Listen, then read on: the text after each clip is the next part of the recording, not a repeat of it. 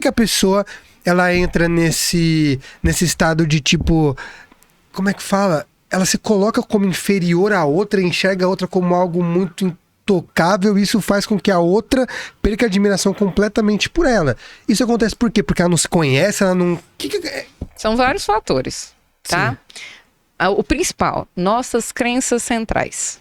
Sim. Aí eu vou tentar não complicar muito, porque essa é uma coisa mais de neurociência, então eu vou tentar não complicar muito psicologia, enfim. Nós temos 3 crenças centrais positivas e 3 crenças centrais negativas. As negativas: desamor, desvalor e desamparo. Sim.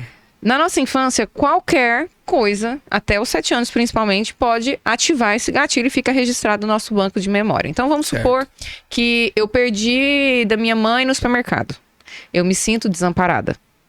Eu tirei uma nota boa, cheguei em casa toda feliz, fiz um trabalho lindo e meu pai fala, legal, e me ignora. Eu me sinto desvalorizada. Ou os meus pais brigam e na minha frente eu sinto que eu não sou amada. Então, são crenças que coisas muito simples podem ativar. E na cabeça da criança, isso é algo muito intenso. Só que isso vira uma memória que define padrões de comportamentos na nossa vida adulta. Só que isso não acontece uma vez. Não é uma vez que o seu pai ou sua mãe comete algum erro, mesmo sem querer. Sim. Chegar atrasado para buscar na escola, de às vezes te ignorar porque tá trabalhando. É normal, nós somos seres humanos, a gente erra. Só que isso ficou lá no nosso banco de memória e muitas vezes a gente não lembra. Sabe aquele sentimento de rejeição que a gente acha sempre tá incomodando os outros? Às vezes, quando a sua mãe engravidou de você, ela não queria a gravidez, ela demorou a aceitar a gravidez porque ela estava trabalhando, estudando e tal. E você tem esse sentimento e você não sabe por quê. Você tá num relacionamento com medo de ser rejeitado e você não sabe por quê. Porque você foi rejeitado no ventre da sua mãe. E os sentimentos geram uma memória. Então, nessas crenças centrais que nós temos, elas definem o nosso comportamento e o tipo de relacionamento que nós vamos ter na vida adulta. Sim. Então, eu estou num relacionamento com alguém, e aí vem o que eu te falei sobre parecer o pai ou a mãe, é o nosso primeiro amor. Então, a nossa referência de homem e de mulher vai ser características físicas ou comportamentais do nosso pai ou da nossa mãe. Aí você começa a relacionar com alguém. Aí essa pessoa faz você se sentir muito bem. Então vem as crenças positivas, valor, amor e amparo.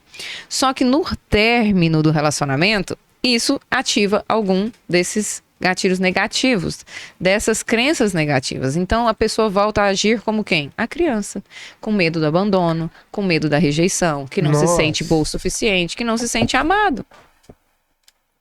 Entende? Caceta, já. Então o buraco é mais embaixo. Por quê? Porque quando a gente perde alguém num relacionamento que a gente ama e a gente cria um vínculo emocional ou uma dependência afetiva, mas a gente não sabe que tem essas crenças centrais, a gente não faz nem ideia, a maioria da gente não sabe. Eu não sei por que eu fico bravo se, sei lá, se a minha esposa atrasa. E tem tudo já algo desde... Exatamente. Foi construído desde... Porque, sei lá, meu pai me deixou pra trás um dia porque eu tava atrasada e ele saiu e eu fiquei pra trás. Eles foram passear e eu fiquei pra trás. Sei lá. Sim. Então isso te deixa revoltado? Entendi. E aí você tá no relacionamento, você se revolta, você não entende por quê. Então isso tudo vem dessa matriz da infância. Você traz esse nível de consciência para as pessoas. Exatamente. Normalmente quando a pessoa senta e começa a me contar a história. Isso aconteceu, e a gente tinha um relacionamento e tudo foi muito lindo, muito intenso no começo, mas aí a gente começou a desentender. E aí, quando a pessoa ela termina de contar, eu falo assim, eu vou supor... Eu não conheço a sua infância, a sua história. Eu vou supor o que pode ter acontecido para gerar esse comportamento, essa relação. E o que aconteceu. Da pessoa inteira. Aí eu vou lá e conto. Talvez sua mãe fez isso, seu pai fez aquilo, seus pais são separados, ou isso, ou aquilo. A sua mãe trabalhava muito, seu pai era ausente. E aí a pessoa fala, você tinha uma câmera na minha casa? Talvez não, né? Mas não é, gente. É conhecimento. E o conhecimento, ele é libertador para qualquer área da sua vida. Conhecimento é libertador. Quanto mais você sabe sobre você e sobre o mundo, menos você deixa que o externo te desestabilize. Sim. Então, eu te contei quando eu cheguei aqui, né, que hoje de manhã eu tinha ficado muito brava com o meu esposo por causa de algo que ele fez que remete a um comportamento de quem? Do meu pai. Eu tenho consciência disso. Então, o meu comportamento não é vou explodir, ficar bravo e tal, porque eu sei da onde vem o mal-estar que eu senti. Perfeito. O que eu fiz? Eu expliquei pro meu esposo como eu me senti. E não acusei. Você tá errado, você tá isso, aquilo. Não. Eu expliquei como eu fiquei magoada, eu fiquei chateada. Isso é muito nível de consciência, né? Então, para que ele entenda que não é que ele é um problema para mim, é aquela atitude que me deixou desconfortável. E isso faz com que o relacionamento se torne cada vez mais forte. Porque todos os dias a gente faz alguma coisa que do outro lado você não sabe como vai ser recebido. Uma brincadeira. Eu tenho um aluno que fala: eu brinquei com a minha ex uma vez, que a gente estava no shopping. Ela viu uma sandália e falou: nossa, que sandália linda, olha. E eu brinquei com ela, tipo assim: entendi, isso é uma dica pra me te dar de presente. E pra ela foi uma ofensa.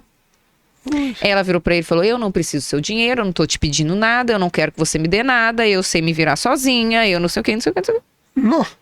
E você acha que vai ser um negócio, parecer uma brincadeira mesmo, de boa, que ele falou? Mas qual que foi o gatilho? Ele me contou que a mãe dele a mãe dela ficou no casamento sendo traída, agredida e etc. durante quase 20 anos, porque ela era dependente financeira do pai. Então, pra gente, nossa, que absurdo, vai brigar por causa de uma coisa dessa? Mas, cara, você não sabe o que tem dentro da vida da outra pessoa. Por isso, casais, conversem. Conversem sobre os seus medos, sobre as suas inseguranças, sobre as suas histórias de vida.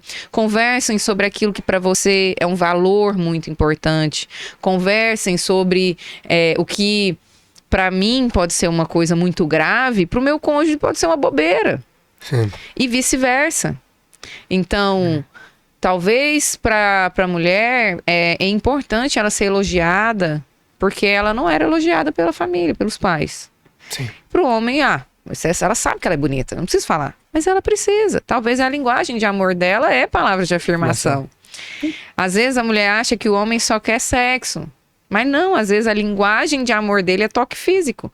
E às vezes um abraço, um carinho, um deitar de conchinha é o suficiente. Sim. Não é só o sexo. Nossa, então, quanto mais você conhece, mais fácil se torna o relacionamento.